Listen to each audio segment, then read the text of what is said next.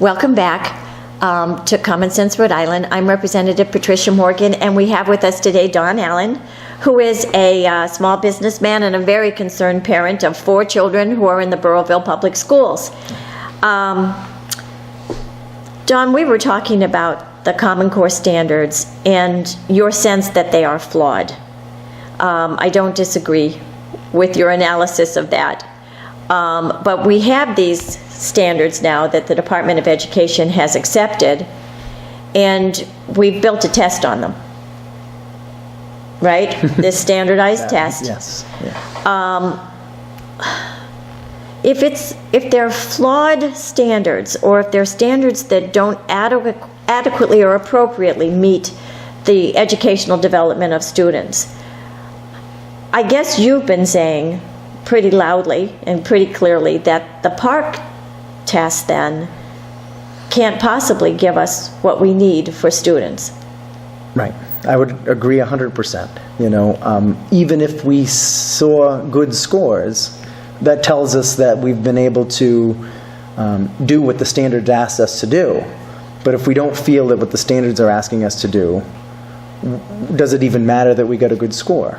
You know, that's the nature of my analysis of this whole thing. So that's the reason why, you know, I've been very vocal and outspoken about the test itself, is because what we're trying to do is say, like, look, this test is not worth the effort to pursue any further, because what we really need to do is step back, reassess what standards we have. So we're getting the threats now from the federal government that we need to have participation rates that exceed 95% or meet that 95% participation, or there's going to be the potential threat of withholding Title I money. You know, so that, which hurts the kids that need it the most, but. So, you know, so it makes it very difficult to stand your ground and say this is what we need to do when they have those threats. But at the same time, we have to understand how much money we're investing in pursuing these tests to say, well, you know, if we're not complying with the testing, how much of an impact is that cut to our budget going to be? You can make those sort of monetary analysis as well. Let's not go down there yet. But are you against all standardized testing?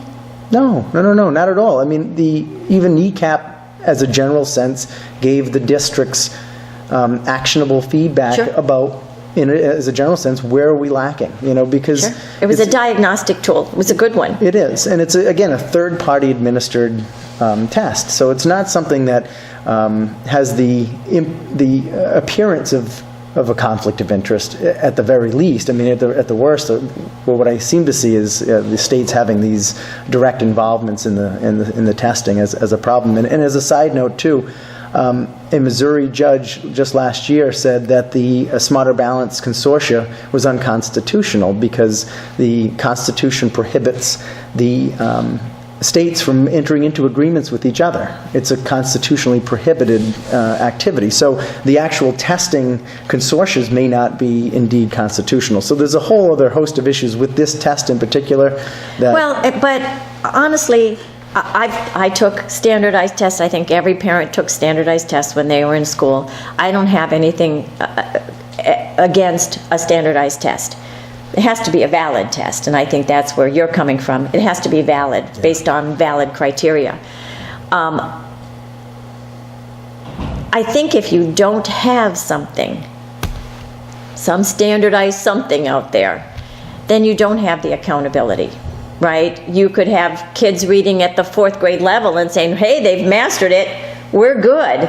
But then when those kids go out into the world and try to get jobs, they're not going to succeed. So how do we make this test valid? How do we make sure that there is accountability for children, for parents, for teachers in our education system? Because you need to drive accountability. I was a teacher. I believe in education. I really do. I think without it, kids don't have the lives that they need to have. That being said, without accountability in the system, kids get into high school and it's all boring, and they'll sit back and they won't do the work, and teachers get burned out. What's your solution here? Well, I mean, there's a number of steps I think that we have to take. I mean, accountability has been a problem Can for we many take this years. test and rework it, or do we have to throw the whole thing out and start again? Well, Because every time we start again, we're losing time, We're definitely losing time. and that's lives. But And- you have to make a decision. I know a lot of teachers are doing their best to do what they feel is right for their students. Absolutely. And I've talked to a lot of them that says, we're being asked and required to do these things, but I also do these things because these are right. And so we can't have that dynamic in the school system. That just can't continue. And unfortunately, if we're going to use a flawed test based on flawed standards to say that you're not performing as a school or as a teacher, you're setting yourself up for additional failures, because those teachers will be burned out and they will be frustrated and they will leave the profession. And they will replace them with those who will just follow those rules and not really think about what's best for students. They'll think what's most appropriate for making sure that we adhere to these standards, which, again, I really feel are inappropriate. So you can't. I mean, I know you lose time, but in the real world, if you made a bad decision, you don't keep going down the road. Yeah, without I agree making with you on that, At and some yet, place, you have to make an if there's adjustment. a 4-year gap before you get that next test, that's 4 years of students who aren't thriving, who aren't. Well, I have to give some credit to the teachers that are really trying to make the difference and make the effort to say, look, we're working, as parents and school committee members and Department of Ed, that we're trying to make these changes. In the meantime, keep doing what you know works, and we have to give the credit to the teachers where it's due. I mean, everybody knows there's good and bad teachers and so forth, but we have to try and right the ship. You can't turn a tanker around in a. But if you look at Providence, 90% of the students tested as not being proficient. 90%. I mean, there has to be something worked into the system, because that's a number that should be alarming to everybody. That's 90% of our young people getting out of school without the tools they need to be successful. I'd be more interested in knowing perhaps what NECAP looked like a few years back, and using something that I feel is a more valid assessment based on standards that I think were more appropriate at the time, to give us a better gauge. Because So you would go back to NECAP while we develop the next level test? Oh, I think so. I mean, we're not that far down this Common Core road where the old standards are not that far away. Sure. I'm not saying that those old standards didn't need improvement. They probably, there's always room for improvement. But I really look toward what Massachusetts did because of, again, the accountability was there. We saw the test scores.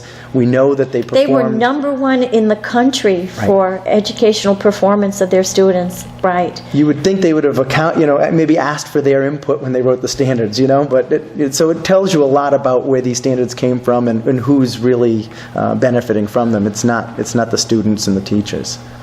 Yeah. In my opinion. Okay. So we wouldn't have to.